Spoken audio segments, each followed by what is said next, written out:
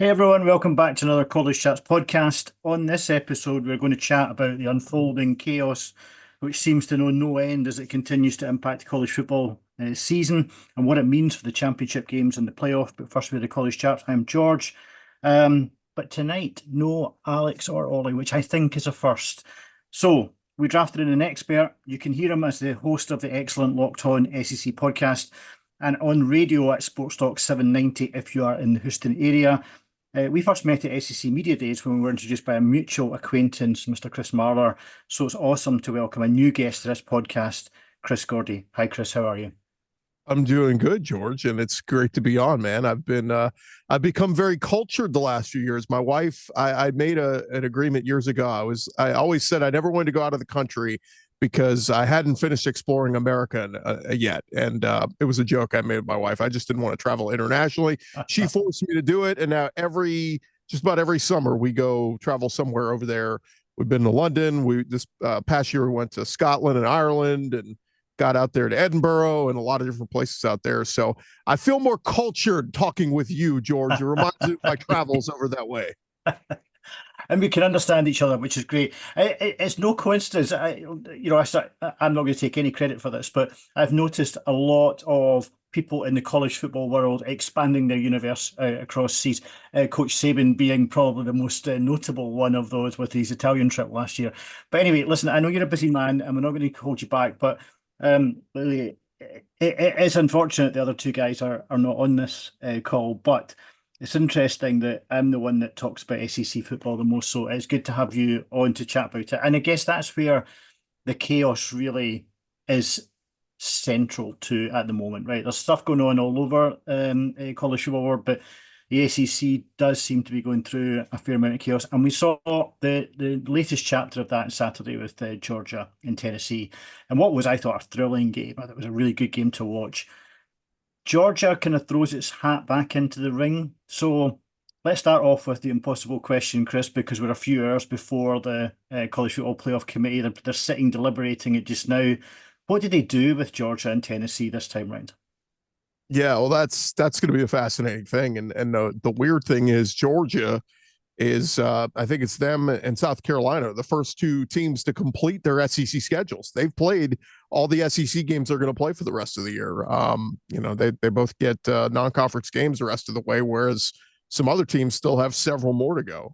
Majority of the SEC still has two more conference games to play. So it is going to be fascinating. I have talked with some people about the divisions and, was it right to do away with the SEC East and SEC West? To me, that kind of made it a little bit more simpler, where it was, okay, you beat the teams on your side of the division head to head, and you have the tiebreaker, and that's it.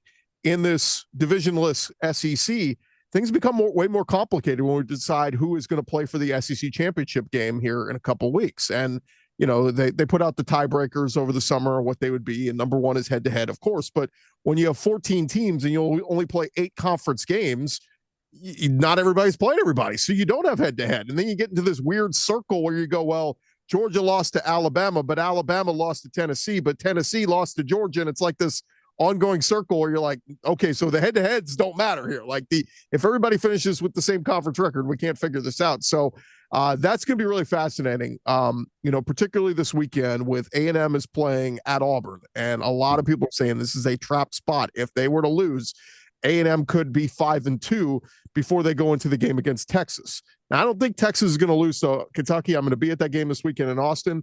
But if one of those teams slip up and then beats the other one in the finale, there's a real scenario. We could have 4 or 5 SEC teams all sitting at 6-2, and we get into this crazy tiebreaker scenario. So to circle back to your question on where is Georgia, I think Georgia's in a great spot. To me, and this is what the playoff committee needs to start asking. I feel like too quickly we go to, who did you lose to? And I think the first question they need to ask is, who have you beaten?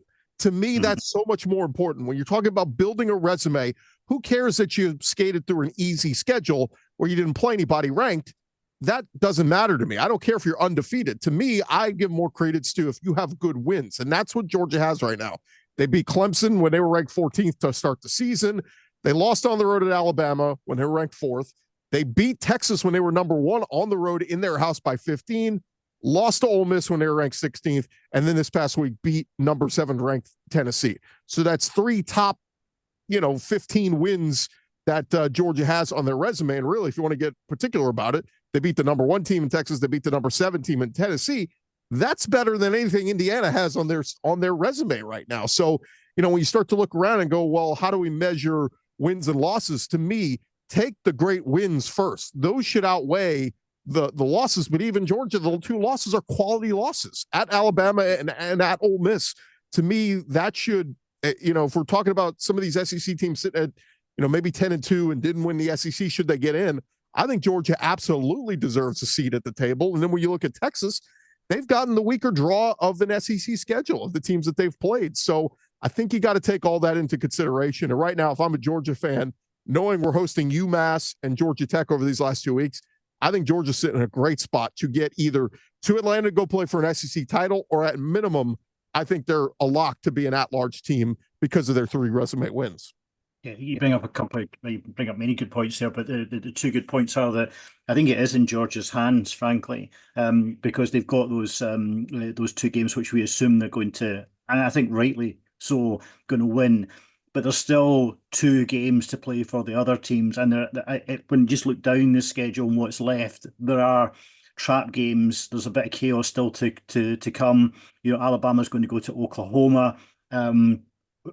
Everyone assumes that Oklahoma is going to be the Oklahoma that we've seen over the last 4 or 5 weeks, but we're not sure entirely how that's going to play out. I always think that home advantage in the SEC is a major key point here. I think your point about Texas is a good one, right? So it's going to be interesting to see, and also this week, I think the rhetoric has really ramped up in terms of the point you made about it's not so much the who did you get beat by, it's who have you beaten on the road to there. And we heard the commissioner talk about it, but even the coaches now starting to pile into that argument. So I think it's going to be really interesting to see how this plays out tonight. Obviously, we don't get to hear kind of the thought process so much behind where they're going to come out, but you have to think that Georgia's going to slip into that playoff contention, and then as you say, it's in their hands, really. Yeah, they absolutely should be in. And to me, I still think it was absolutely a joke to leave them out last year. This is another topic of debate people have brought up. What if it's 2 10-2 SEC teams playing for the championship, the SEC championship, and one loses, and that team is now 10-3? Are they automatically out and get jumped by some of these other 10-2 SEC teams that were sitting not playing conference championship weekend? Or do you say, well, even if they lose and they take a 3rd loss, they were the 2nd best team in the conference and they deserve a spot in the playoff no matter what? People have made that argument to me, saying you're in no matter what. And I say, last year, Georgia got dinged, and it was their first loss of the year. Georgia was undefeated, lost by 7 to Alabama in the SEC title game, and the committee dropped them completely out of the top 4 because they said, you lost to Alabama. But still, Bama had lost to Texas earlier in the year. So in other words, it's not crazy to think that the committee would absolutely drop out the loser of the SEC championship game. And that's the point that Lane Kiffin made earlier this week in his press conference was, you know what? There's some coaches out there saying, I'd rather not go play at Atlanta. I'd rather not have another opportunity where I can, have some of my key players injured. That's the other thing people don't acknowledge. It's another game where you risk injury. What if Ole Miss gets to Atlanta and Jackson Dart gets hurt? Now they got to go to the playoff with a backup quarterback. That doesn't feel very good. So there's a lot of different scenarios here that could happen. But to me, the committee is falling into the trap of what they've done the last few years. And I know it's different people on the playoff committee, but they're just going to do whatever they want. And I say this all the time, that 1 week they're preaching strength of schedule. 1 week they're preaching head to head. The next week they're saying, we all know what they did to Florida State last year, completely dinged them because they lost their starting quarterback. They still never would come out and admit that. But at the end of the day, the committee's just going to do whatever they want. I just hope, George, that they give the SEC the benefit of the doubt. I've said this all along. I think the ceiling for the SEC is 5 teams. I think the floor is 3. I think it's most likely they get 4 teams in, but the Big Ten's got a lot of teams ranked in the top 25 right now, and we'll see where the committee bias kind of goes because they've got a couple folks from the Big Ten that are on that committee. Yeah, we'll touch on that in a little bit because we'll talk about some of the games that are coming up this weekend. But just while we're on the topic of the SEC, there's a couple of things I wanted to chat to you about. let's go to the championship game. We're not going to try and necessarily predict who's going to get into it, but you touched on that Texas A&M game in 2 weeks' time, which I think for the outsider looking in, you really wanted both of those teams to be where they are just now going into that game, because that game means so much. First of all, it's the resumption of the rivalry game, which depending on who you listen to, the teams have either wanted or didn't want to play.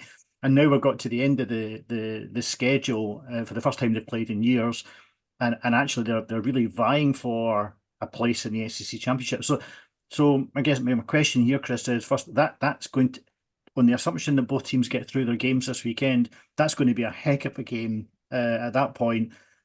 Who do you think prevails and gets into the SEC championship game? Because I think it looks as if it's going to be a kind of a playoff in that respect. Yeah, no, you're absolutely right. And I said this in the offseason, George, this rivalry is one of the best in all of college sports. And it's a shame that it's gone away for the last, whatever it is, 12, 13 years, and that we're finally getting it back. But these two fan bases hate each other. I mean, in their songs, their anthems they sing, A&M literally sings "Saw Varsity's Horns Off," which is a reference to Texas, and A&M sings "Texas Fight, Texas Fight," and it's "Goodbye to A&M." I mean, they literally sing about each other, and they haven't played each other in a decade plus. So it's no. I said in the offseason, I said I don't know, I don't care what A&M's record would be for this game, that I thought A&M was going to win this game. I said, if Texas was undefeated and 11-0. And Texas was, I don't know, 6-5 or 5-6. I said A&M is going to put everything they have into winning this game. Now it turned out A&M ahead of schedule. Really great year with Mike Elko so far. 8-2, 5-1 in the conference. They're an absolute contender.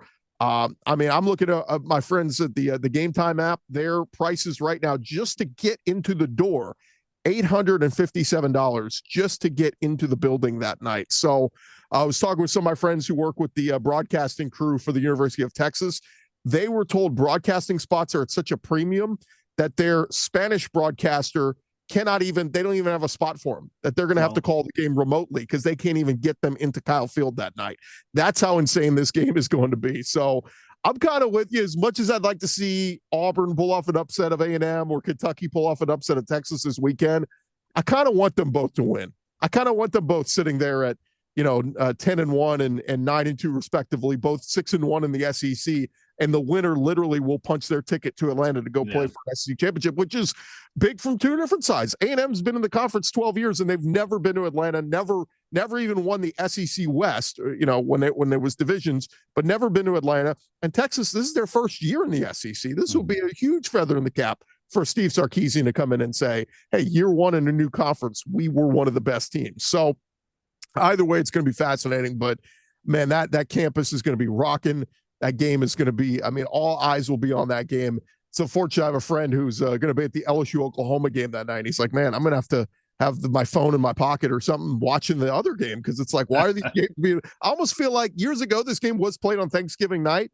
I wish they would consider some credence of either moving it to either Thanksgiving night or at least the Friday after Thanksgiving, because I was just looking, Georgia Tech is that Friday night on ABC. No offense to Georgia Tech, A&M Texas would be a much bigger game, and it should be the lone game that all the eyeballs will be on, as opposed to tons of other games going on at the same time. Yeah, and you just saw the queue of the students lining up to get or try to get their tickets at Kyle Field this week, which is they're camping out for days in advance. And just to go back on what you said, hasn't Mike Elko done such a fantastic job in that first year there? Because that was a mess that was left behind with Jimbo Fisher. And I'm not comparing, but you look at where Mississippi State is today. That situation at Texas A&M could easily have deteriorated. Mike Elko's done such a fantastic job. Let's talk. I notice your T-shirt. I don't want to go too hard on you. Let's talk about something that we didn't predict happening, because at SEC Media Days, a lot of people had LSU challenging for the SEC championship and then going on to do great things in the playoff. And it hasn't worked out for Brian Kelly. And it's been a difficult few games. That's the third defeat on the bounce. I don't want to be too harsh about this, but is Brian Kelly finding himself under a huge amount of pressure? I mean, is he on the hot seat? I think he's getting there. I think there's a bigger thing in place here. These buyouts. I mean, it's a $61 million buyout if LSU wanted to fire him. I think we're going to move on from those days. Andy Staples over at On3 Sports had a great piece up this past week where he was basically saying we're moving into this world of, we're about to start entering a world of revenue sharing where those TV dollars and money that the schools are making, they're going to be able to start writing checks to players. No one wants to be writing checks to coaches to go away anymore because that's just a massive ask of your fan base to say, we're going to pay $61 million to fire this coach. Then we're going to have to come up with another 20, 30, 40 million to hire the next guy and his whole staff. I don't think that's going to happen much anymore. The Jimbo Fisher thing will be an outlier. You had Gus Malzahn. You've had a few others here and there, but I think gone are those days. Andy Staples made the case. Maybe they're just going to turn to schools and say, hey, let's raise some money to hire better assistants. We'll pay more for an offensive coordinator. We'll pay more for a defensive coordinator. The head coach stays the same because the agents have duped all these athletic directors into these massive contracts that there is no getting out of it. I said it the day they hired Brian Kelly. I said, for good or bad, you have handcuffed yourself to Brian Kelly for the next 5, 6, 7 years. Like, this is your guy. Love him or hate him. Let's hope he wins, because if he doesn't, he's not going anywhere. You can't get rid of him. And so all that said, I do think this is a brutally tough schedule for LSU. They should have. I was at the game in Las Vegas against USC. They should have won that game. We had a USC fan sitting in the row in front of us. At the start of the fourth quarter, they got up and left. They felt like LSU had all the momentum at that point. They had the lead. They had the ball. They come out of that timeout, and they go 3 and out, and they turn the ball over, and then USC goes and scores, and it was a different game. But that's a game they should have won. They didn't put their foot on their throat. They come out, they win the next 6 in a row. They somehow survive and win at South Carolina. They get that huge home win against top 10 Ole Miss in overtime. Then they go and demolish Arkansas on the road, and everybody's talking about LSU is completely in the thick of this thing. Then they go at Texas A&M. They have a lead at halftime. Something at halftime in that game, George, changed, where just something with this team changed. We come out and see them have one of their worst halves of football. Garrett Nussmeier turns the ball over multiple times. They lose at A&M. The Alabama game, you've got College game day on campus, all the hype and everything, and they just don't even show up. Now, again, I was at that game. It was a game where, you know how when a snowball's on the top of a mountain and it starts rolling and it keeps getting bigger. That's what happened that game. Like, things didn't go right from the get-go, and it just kept getting worse as the night went along. Every time Jalen Milroe tucked and ran it, LSU couldn't stop them, and their offense couldn't score points. So even that said, all right, look, you got 3 losses. If you can win out, you still have a chance to possibly get into the SEC title game because you only had 2 conference losses, and they go and lay an egg at Florida this past weekend. I still don't know how they lost that game. If you look at the box score, LSU dominated time of possession, total yards, running the football, throwing the football. I mean, everything in the stat sheet says LSU should have won this game, and yet they lost by double digits, 27-16. Huge win for Billy Napier. I think this gives a little bit more of a vote of confidence from the fans moving forward. All he has to do is beat Florida State in the final week of the season, and he's bowl eligible, and I think that's great considering their schedule. But I think we didn't talk enough about the tough schedule that LSU faced. Look, there's no harm in losing to Alabama at home. Granted, it's at home, but Bama beats a lot of people, even with Kalen DeBoer, coming in after Nick Saban. Losing on the road at A&M, it's a tough place to play. Losing on the road at Florida, I'm sorry, the swamp was rocking that night. It was loud. And then their neutral field loss against USC. I just think, when you look back at it and say, it's tough to win in this conference, and if you don't bring your A game each and every week, you're going to get beat. But I do think 2 things, George. They're about to sign a top recruiting class. This is going to be one of the best recruiting classes LSU has ever signed if they can hold on to Bryce Underwood, the number 1 quarterback recruit in the country. If Brian Kelly does that and addresses the transfer portal and brings in some big needs, I think they're going to be just fine next year. Now, the schedule is tough. They open on the road at Clemson next year. It's going to be brutally tough. But to me, you look at the last 3 LSU coaches. Nick Saban by year 4 won a national championship. Les Miles in year 3 won a national championship. Ed Ogeron in year 3 won a national championship. Brian Kelly will be entering year 4 next year. At minimum, he has to make the playoff. He doesn't have to win a championship. That's what the fans would love him to do. But at minimum, he has to be a playoff team next year. If he's not, I mean, the boosters and everybody will start talking, all right, what's the buyout here? What do we have to do to make a change? Because he's clearly not the guy. And it stinks because he's been a great coach everywhere he's been. At Grand Valley State, at Central Michigan, at Cincinnati, to win a decade plus at Notre Dame, winning 9-10 games a year. That's, somebody said, oh, it's Notre Dame. I said, well, if it was so easy, why didn't every Notre Dame coach do that? They haven't. Charlie Weiss failed. All these other coaches failed. Brian Kelly did something at Notre Dame a lot of coaches hadn't done. I think he's a good football coach, but he's got some things he's got to clean up. They got to finish strong. You got to beat Vanderbilt and Oklahoma at home these next 2 weeks. I do feel the Vanderbilt games are real. He has to win that. It's almost a must-win. It's a must-win game, I think. I don't think that gets him the sack, but I think it in terms of momentum going into next season, and I think you make a really good point about recruiting. I think recruiting there, you saw what Florida did. Florida just tried to just calm everybody down and said, listen, Napier's not going anywhere. He's going to be here. That was all for the recruiting, right? It just so happens that actually he's managed to get some good results in the back of that. That's what you want with LSU. I'm not comparing the two, actually, but, I think going forward, Brian Kelly's clearly going to be a coach next year. And you need some momentum going into that recruiting period in the off-season. Just quickly before you go, Chris, I want to touch on a couple of the games that are going to happen outside of the conference this week, which are going to have, I think, quite a serious bearing on how the playoff committee is going to look at things next week. The first one is Ohio State are playing Indiana. You talked about Indiana's the kind of the fairy tale story this year, isn't it? Right? They're undefeated, and but then to your point, going back and looking at the schedule and who they've actually played, they've managed to get through a Big Ten schedule this year without really meeting anybody. Now, on the flip of that, the Big Ten is a good conference, and Indiana has steamrolled everybody they've played in that conference. But they play Ohio State this week. It feels as if where the SEC's had some must-win games for teams coming up, this is a must-win game for these two teams. So somebody's going to follow as a result. The question is, who do you see prevailing in the game? And also for the loser, we saw what happened to Georgia when Ole Miss beat them. So can we expect the playoff committee to treat them the same? So would we see Indiana falling out? Would we see Ohio State falling much further down?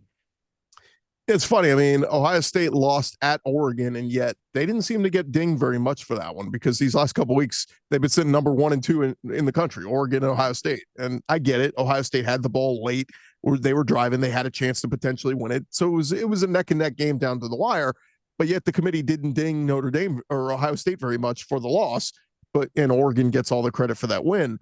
But it's interesting because, from the Indiana perspective, we don't talk much about, we're talking about they haven't beaten anybody in the top 25 yet. Yet with Ohio State, they played a top 5 team in Oregon and lost. And then they beat Penn State. And that's basically it. I mean, Ohio State really hasn't played anybody else outside of those two. So, yeah, look, there's a reason why Ohio State's sitting about a 2-touchdown favorite. They're at home. They should take care of business. This was a team I loved coming into the season. I thought the addition of Will Howard would be really good for them. Quinshon Judkins in the backfield has been really good. They have stud receivers everywhere. So this is a game Ohio State should take care of business. But if Indiana can pull it off, I mean, their offense has been awesome this year. The defense has been much improved. If they could pull this off, yeah, I think Indiana is a legitimate, championship contender. And you give them credit, move them into the top 3, and, we'll see how high they want to put them. For Ohio State, if they win this one, I think, depending on what Oregon does, maybe you jump Ohio State back to the number 1 spot. I know Oregon, right now is undefeated, but like that this would be a huge resume win for Ohio State to add to their resume. So we'll see what happens here. But again, there's a reason why Indiana is still sitting at about a 2-touchdown underdog, that everybody's expecting Ohio State being at home. They should take care of business. And then just very quickly before you go, a team that I think has gone under the radar because they're not ranked is Arizona State, right? And they have really started to make a bit of a move in the Big 12, right? So they meet up against BYU this weekend. Now that's a huge game. Also, not only for the Big 12 championship, but also for the playoff committee. So, do you think Arizona State can do enough to move themselves into the playoff rankings? They could, man. They're at home, and they're a field goal favorite at home. And it is funny. It feels like BYU's just like Vegas has been disrespecting them every week. They've been an underdog, and like everybody was expecting them to lose eventually. And every time they would respond and they would win. Well, finally, they got caught. Kansas, who's a bad Kansas team, snuck up and beat them this past week. But this is the ultimate test for BYU. Do you respond and go into Tempe and get a nice win and say, no, we're a legit playoff team, respect us, we're going to win the Big 12? Or is this where everything comes crashing back down to earth for BYU? You know, that they do have to finish with Houston, who has played a little bit better in recent weeks and the back end of the schedule. But Arizona State, give them credit, man. I don't know how many people had them as a Big 12 contender this year. All the talk was about Arizona. Oh, Arizona's going to be the better team.